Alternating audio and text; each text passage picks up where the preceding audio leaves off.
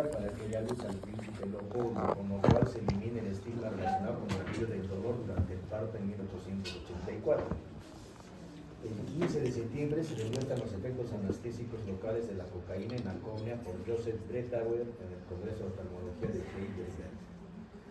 Estos científicos, algunos de ellos viajaron y llegaron a Perú y descubrieron que se utilizaba la coca por los nativos de acá, ¿no? Utilizar y sintetizan. Dicen, ¿cuál es la sustancia que hace, por ejemplo, que los campesinos de Perú trabajen tanto sin cansarse? La coca. Avilalcaloide, ¿no? De la coca, que es la cocaína, y la sintetizan. Incluso la inyectan vía intratecal, con un científico que se pone a sí mismo y le pone a su ayudante. Y produce un bloqueo a nivel de columna, me imagino que lo puso pues L3, L4, ¿no? Imagínense todo lo que había dado la reina Victoria a este científico, ¿no? Todo un éxito. Leonard Corning produce anestesia peridural inyectando cristales de cocaína en solución entre las apófisis espinosas de las vértebras dorsales, experimentado primero en perros y después en humanos. Ahora ya casi está proscrito la colocación de sustancias en animales, ¿no? Los defensores de los animales han dado el grito al cielo porque se han cometido barbaridades con estos pobres animales, ¿no? Batones, y han utilizado bastante el cuy, ¿no? El cobayo, las ratas de laboratorio, monos, y en algunos casos nuestras fieles mascotas, los perros, ¿no?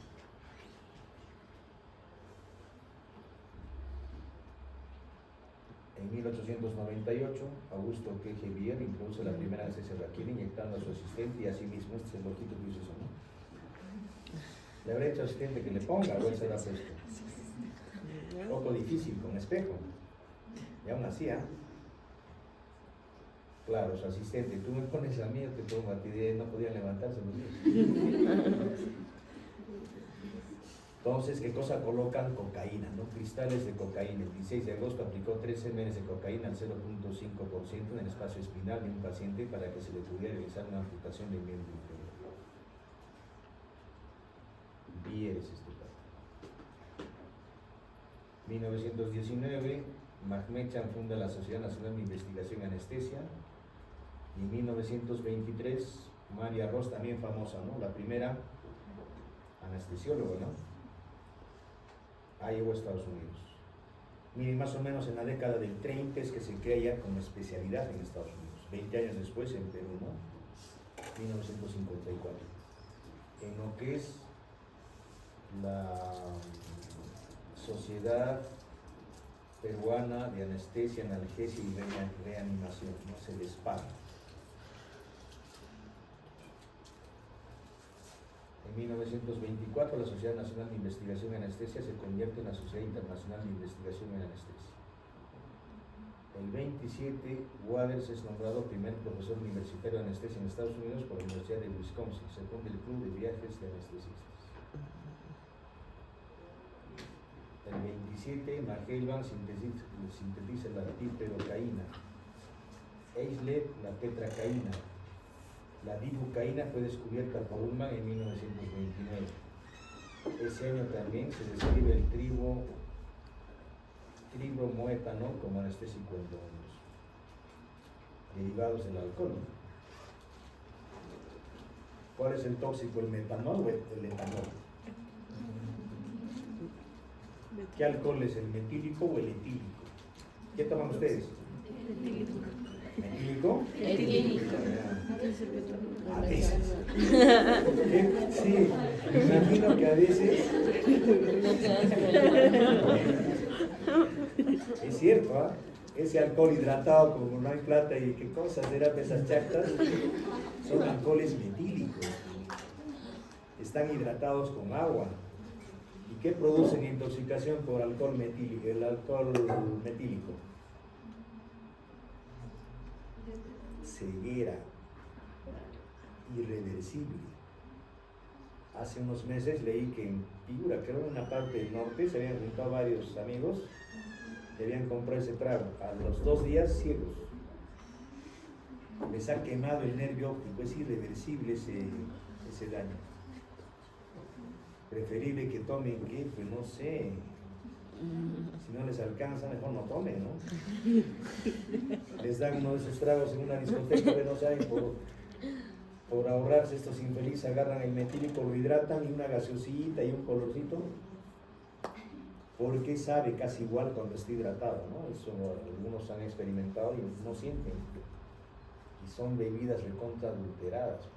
Y si los compran en sitios de dudosa procedencia, reputación, pues un alcohol de estos produce daño de nervio óptico y ceguera.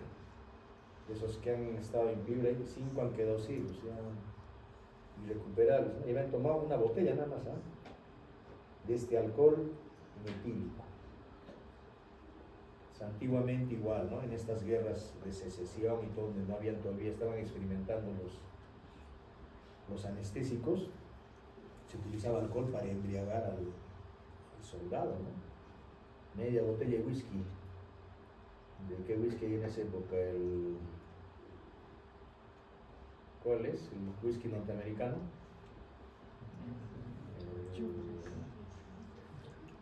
Con una etiqueta negra.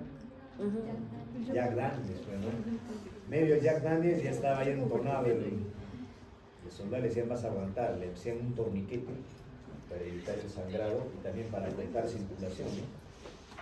Le agarraban una sierra y en 2 minutos, chao miembro, ¿no? Tenemos algunos en Sudamérica, sí.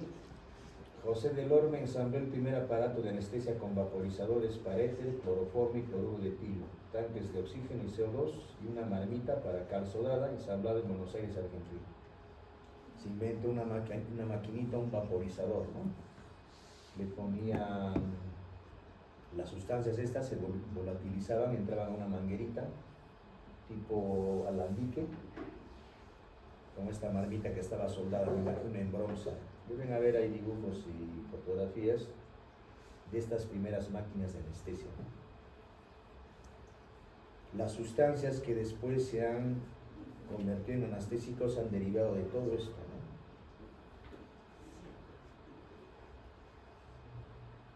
En 1989 se utiliza en clínica el propofol. ¿Han escuchado hablar del propofol?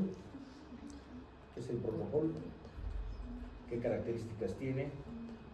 ¿Quién se murió por sobredosis de propofol? Un artista, ¿no? Bad Bunny. Michael. Ahora los artistas, me imagino que Bad Bunny debe tener tiene su médico de cabecera, ¿no? Que eran los cardiólogos. Ahora sabes a quiénes contratan, ¿saben? ¿A qué especialista? Anestesiólogo. El cardiólogo maneja viaria, ¿sabrá intubar? ¿Sabrá hacer reanimación cardiopulmonar? Sabe, pero nunca he visto a un cardiólogo que se sube encima de un paciente, ¿eh? ¿O sí? ¿Quiénes son los que casi rompo esta pantalla? ¿Quiénes reaniman? El primero que llega, ¿quién es? Uzi, ¿no? Uzi. Ustedes lo llaman anestesiólogo, porque tiene que ir corriendo. En hospitales grandes, tú tienes una alarma ahí, o el pata que llama, bienvenidos. Seguro hay uno cieguito. ¿Lo han visto? En el octógono. 8 de la mañana, Dios los bendiga, paciente está, ¿no? Le pasan la voz. Sí, es el Daniel. Ah, ya sé. Origami de primera. ¿Qué es el origami? Figuras en papel. Hace estrellas, animales, dragones, insectos. Un capo es, ciego. ¿Y cómo hace para los colores? Le debe decir a su esposa: pásame un verde, pásame un rosado, ¿no? Hace cubos. Capo el pato. Capo en origami. Se dice, ¿no? ¿En qué hecho más se manda, no? Chariyanchu, buenos días, que pasen bienvenidos, Dios los bendiga, y están atendiendo en tal sala, ¿no? Es el que comunica ahí. En un hospital grande hay un paro cardíaco y dicen alerta clave roja en hospitalización cama 120, ¿no?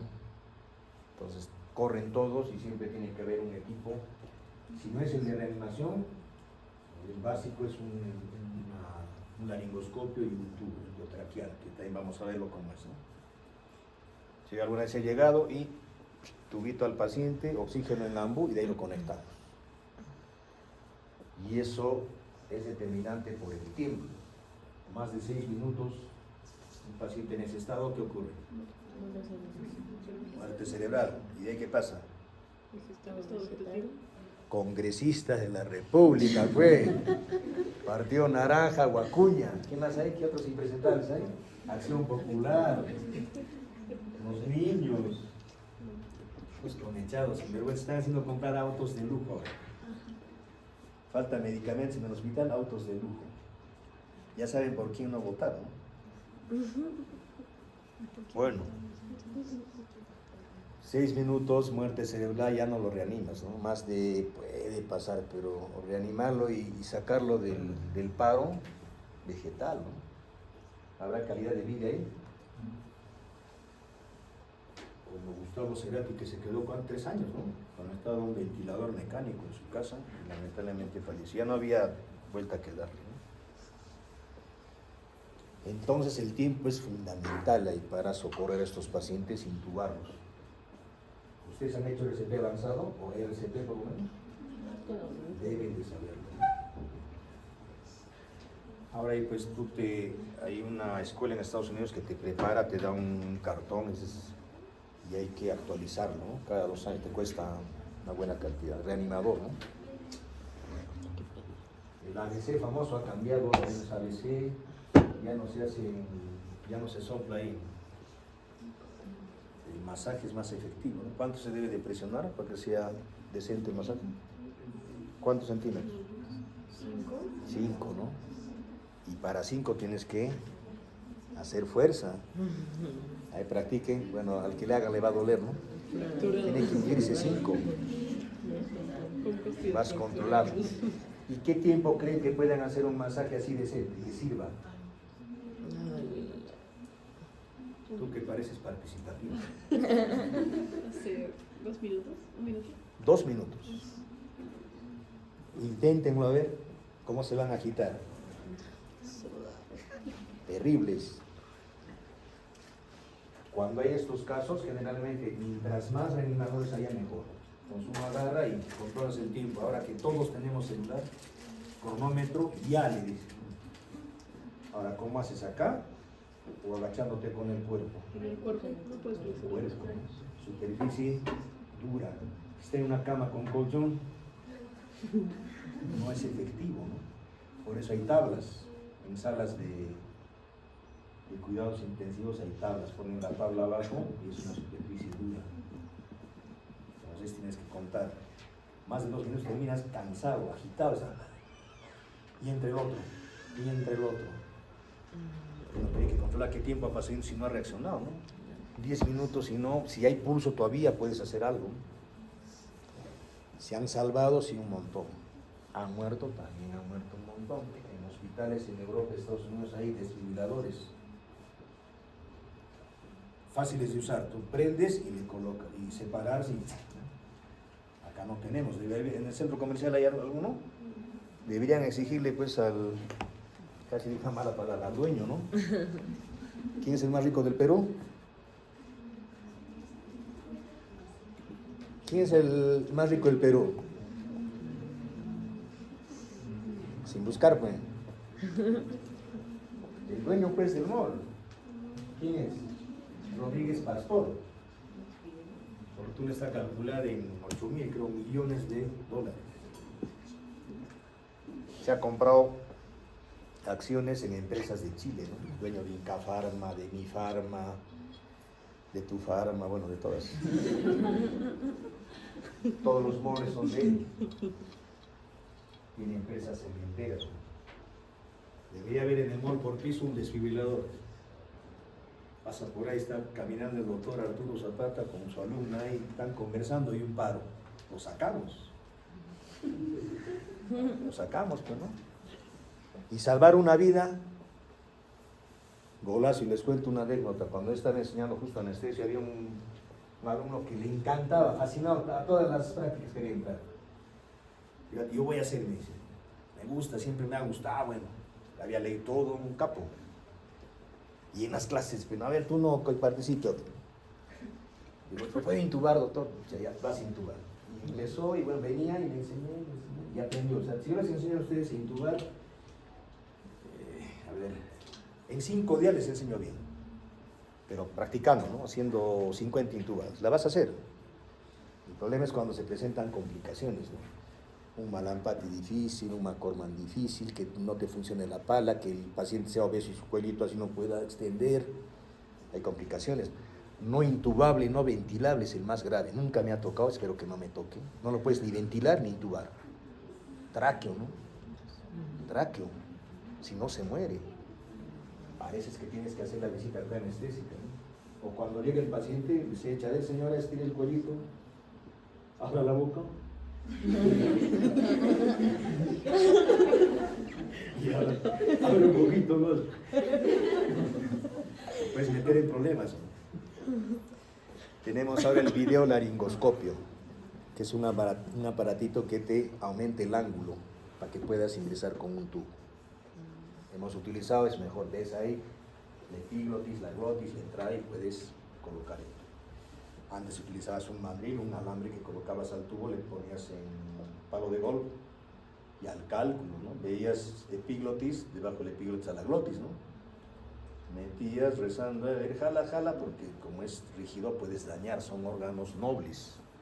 No tiene hueso, no es cartílago, un tejido muy friable, con fuerza, un sangrar y no lo para ni mandrake, ¿no? Y eso me enseñó también un profesor antiguo, que todo lo hacía con guía, así se vea, guía. Y si no lo hacías a su estilo, chao, te botaba de su sala, ¿no? Te castigaba 2, 3 entradas. A donde fueres, haz lo que vieres. Así no estés de acuerdo, si están cerrados, doctor, pero si no, haz con guía, si no te vas. ¿No?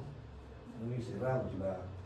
La escuela antigua era así, ¿no? No les podías discutir. Pobre que discute se votaban. Ahora no, más flexible la cosa, ¿no? Bueno, y este chico metido, ya estaba, terminó e incluso regresó a hacer sus papeles, pero ya era interno. Y llegó a ser también internado. Este va a ser tu colega, me decía Severa, le quiere irse a Lima. ¿Y por qué lo intentas acá? Le dije, no, tengo mi familia en Lima, sigo a Lima.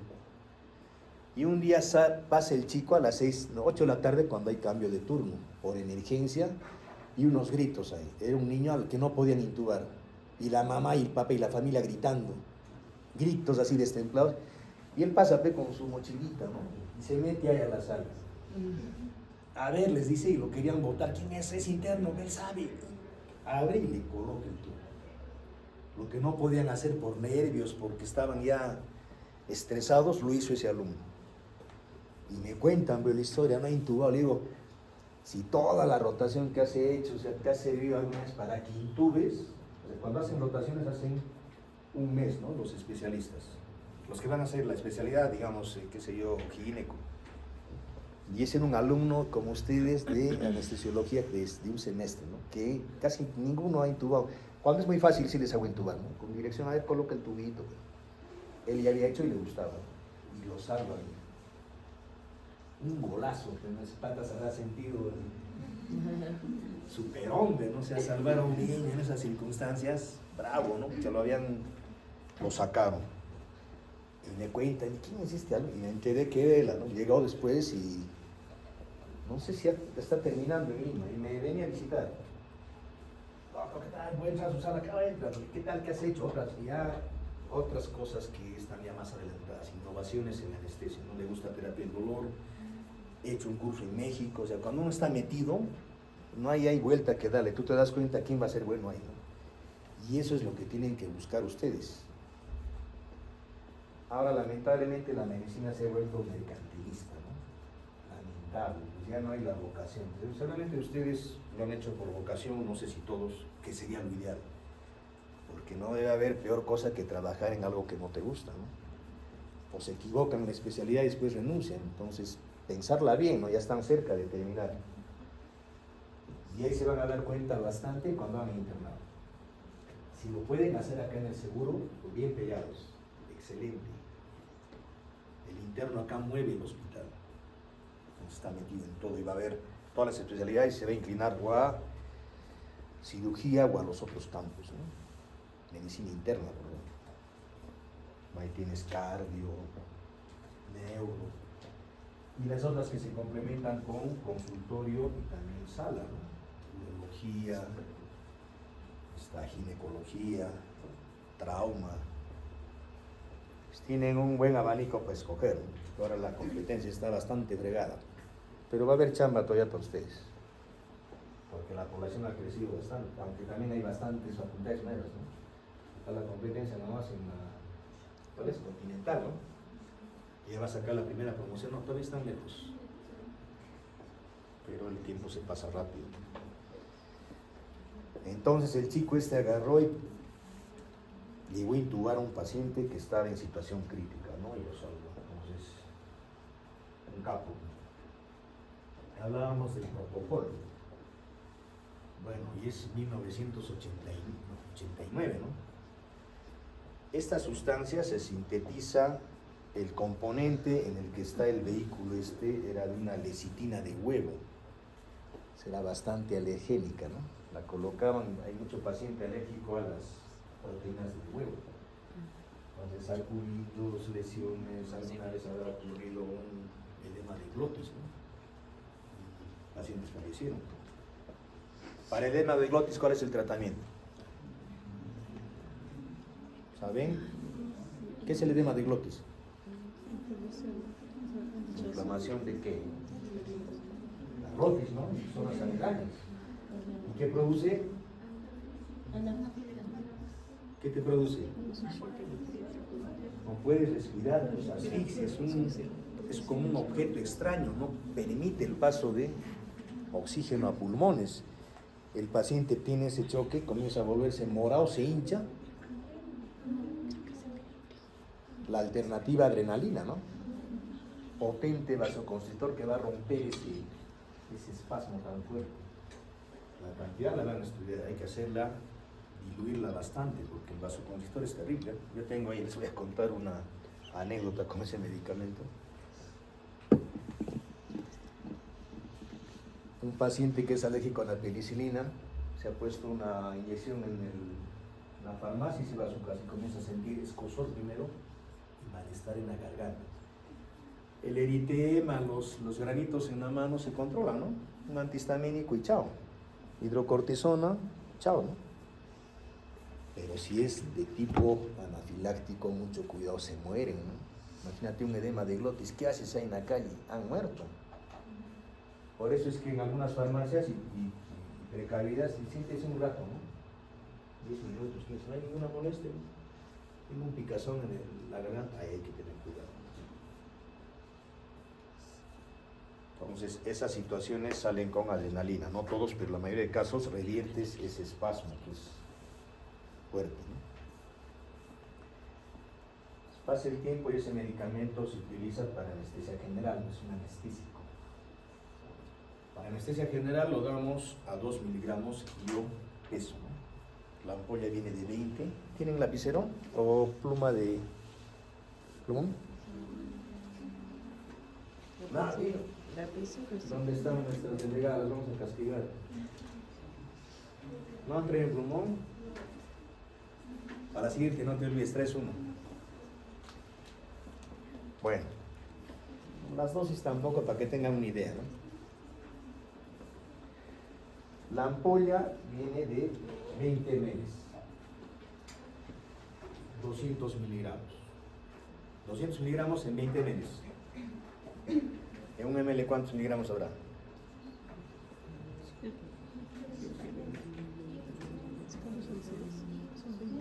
10.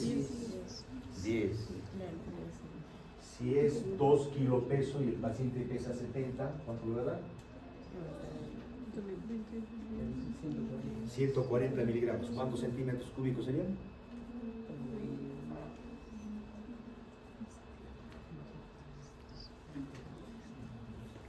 Si un ml hay 10, 14.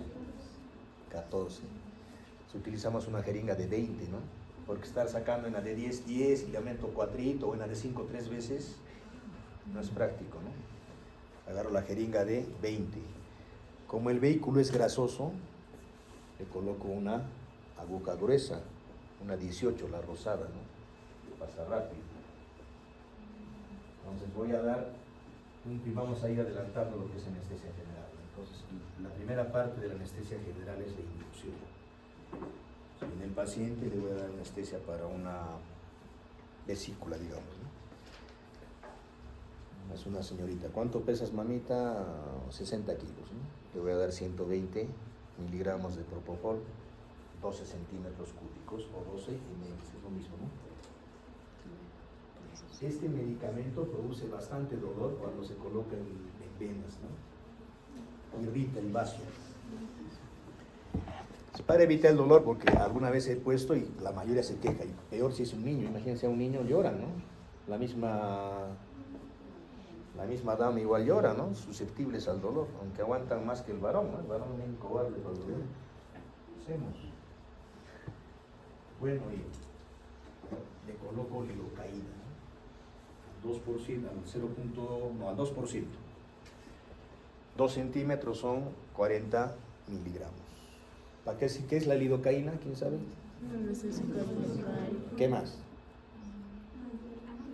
Antiarrítmico. ¿De qué tipo? Clase B, 2B, 2B. ¿2B? 1B, ¿Quién ha sido el papá de los antiarrítmicos? El precursor. Lidocaína, pues. Entonces, y estabilizador de membrana. ¿Quién les ha enseñado Farma? Dos doctores. ¿El chato? Farma 1, el doctor Reinaldo y Farma. ¿El chato Reinaldo? Es metido, ¿no? ¿Le gusta? Sí, le gusta bastante. Ya. Entonces, para evitar que le duela, le pongo antes 2 centímetros de lidocaína. Entonces, he anestesiado la zona donde voy a poner propofol, ¿no?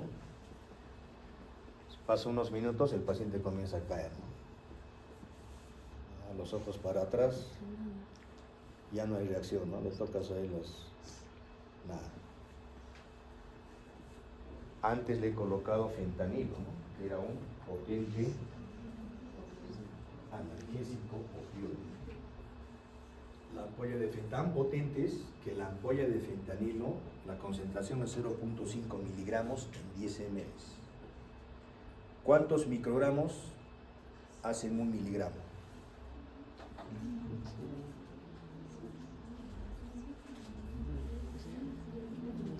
La misma pregunta de ¿cuántos metros hay en 1 kilómetro? Mil, sí. No manejan ni su bicicleta, creo. 1000, pues, ¿no? 1000 microgramos, 1 miligramo. 0.5 microgramos, 500 microgramos. En esa ampollita de 10 ml, 500 microgramos. La dosis para darle anestesia es 3 microgramos kilogramos. Pesa 70, 210 microgramos. Si en la ampolla de 500 microgramos hay 10 ml, en 1 ml ¿cuánto habrá? 50 microgramos. Si voy a poner 210 microgramos, ¿cuántos centímetros voy a poner? 4. Muy bien, está bien en matemáticas. Si yo se les pregunto regla de 3, ¿cómo dan un examen de ingresos? Sí, la fórmula coseno, seno, tangente, y no pueden con una regla de 3. Bueno, se olvidan, ¿no? 4 centímetros para un paciente de 70 kilos. A eso le aumento los 2 centímetros de lidocaína para anestesiar la zona, ¿no? Lógicamente el paciente está echadito, ya le he hablado, le he tomado los signos vitales, le he preguntado su nombre. Y muy importante si no es diabético, hipertenso, alérgico y asmático. 4 cosas, ¿no? Ahora, si tiene algún problema cardíaco, es tener también en historia y llama la atención el riesgo. Riesgo 3, ¿qué tienes? Un bloqueo incompleto de rama izquierda. No sabe el paciente, ¿no? Un problema en el corazón, te dice. A ver, revisa la historia. Bloqueo incompleto de rama izquierda. ¿Hay riesgo? relativo, ¿no? Un bloqueo completo, sí, ¿no? Ay, bloqueo completo ya general, ¿no? Ya. Bueno, le he colocado su fentanilo, el paciente está tranquilo, ¿no? Le coloco su propofol. Terminando de colocarle el propofol, el paciente al minuto, ¡pac!, planchado. No reacciona. Lógicamente está con una máscara de oxígeno, que yo siempre pongo más, que van a ver en mis cirugías, siempre una máscara de oxígeno. ¿Para qué le pongo la máscara de oxígeno? Esa preoxigenación, ¿para qué me sirve?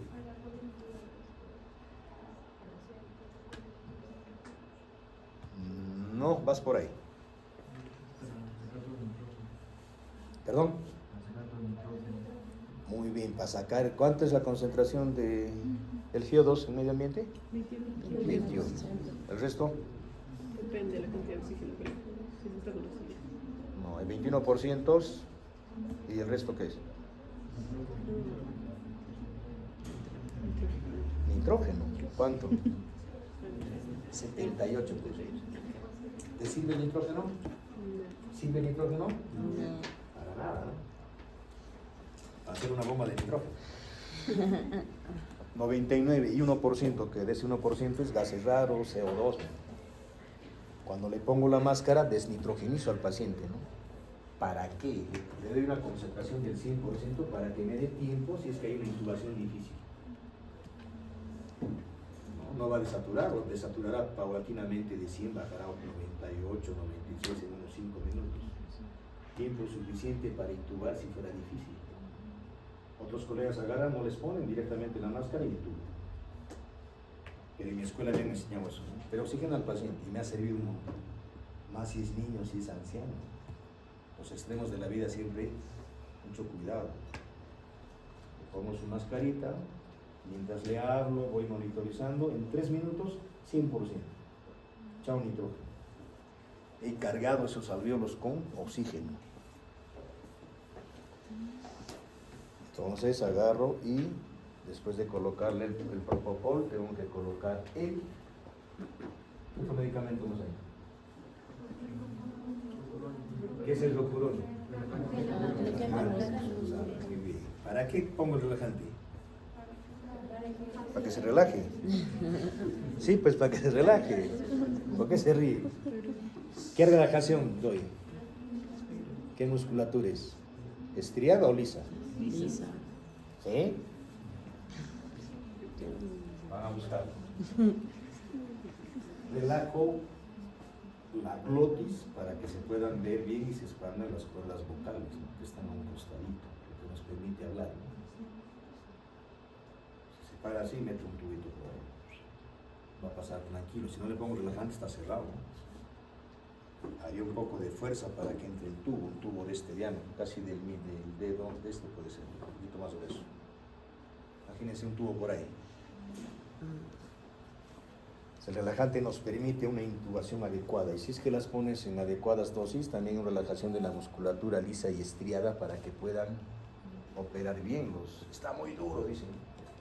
Lo puedo cortar, ¿no? Pones más relajante, ya no respira el paciente, lo has bloqueado completamente y pueden operar con tranquilidad. Los músculos están suaves, ¿no?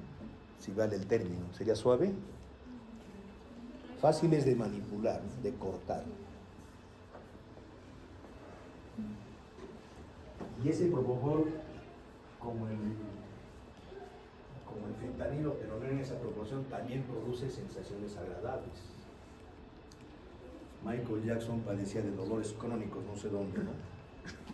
Y se hacía colocar por su médico cardiólogo, al que lo han acusado de negligencia, ¿no? Y alguna vez el propio Michael agarró y se puso, ¿no?, estaba volando y se pasó la dosis. El cardiólogo lo vio y ¿qué cosa hizo? No, oxígeno. Si estaba ese chibolo que aprendió a intubar, lo salvaba. Lo salvaba. Él lo hubiera hecho, le hubiera dado la mitad de su fortuna. Solo colocándole el tubo, y si no tiene oxígeno, soplarle. Hubiera llevado en Estados Unidos en 911, ¿no? Llegaban y lo salvaban. Pero dice el padre y no supo cómo actuar el cardiólogo, conociendo toda la fisiología del corazón, ¿no? Ahora los grandes músicos, los artistas, estos también que le aplican de todo, prefieren tener a un anestesiólogo a su lado, ¿no? Saben reanimación cardiopulmonar, pueden intubar, entonces les es más útil. Espero que en la siguiente gira Bad Bunny me tome en cuenta, ¿no? Para acompañarme. Entonces, este anestésico también ha estado utilizándose no como la droga, como la que se utiliza el fentanilo actualmente. ¿Los han visto ustedes a los zombies, ¿no? En Estados Unidos. Están todos bien. Y hacía verdaderos zombies, porque hasta no pueden respirar. Por eso están en esa posición, tan drogados que no se olvidan de respirar. Muchos han hecho paro respiratorio y pasan al paro cardíaco y al muerto. Esa droga se está llevando de Sudamérica y de Centroamérica a Estados Unidos, están cambiando la cocaína por el fentanilo, muy adictiva y cuesta un montón. No sé cuánto costará la ampolla acá, bueno, creo que costaba 50 soles, ¿no? Realmente en las clínicas ya tenemos el medicamento, lo recetamos, ¿no? Ya le incluye, nunca he comprado en farmacia, hay farmacia del Minsa, que es el único sitio que vende, y algunos sitios, pero con la receta especial que tiene que darte el ministerio con 3 copias. Una se queda ahí para que haya un registro. Son medicamentos controlados, son drogas que pueden ser utilizadas por cualquier persona, ¿no? Y eso que demandaría esto. Bueno, esa es la primera parte. Me fui un poco por la cuestión del propofol y lo que le ocurrió a Michael Jackson, ¿no? Hace ya unos años, ¿no? 10 años creo que lo han comparado con vuestro ídolo Bad Bunny. Dicen que no, los antiguos dicen que no hay comparación. Bueno, gustos. ¿Preguntas? ¿Está bien la clase que sea así? Sí, ¿Sí? sí. ¿No lo hago aburrida? Bueno, esperemos que no. Las prácticas van a ser igual, ¿ya? Si puede venir algún grupo ahora en la noche.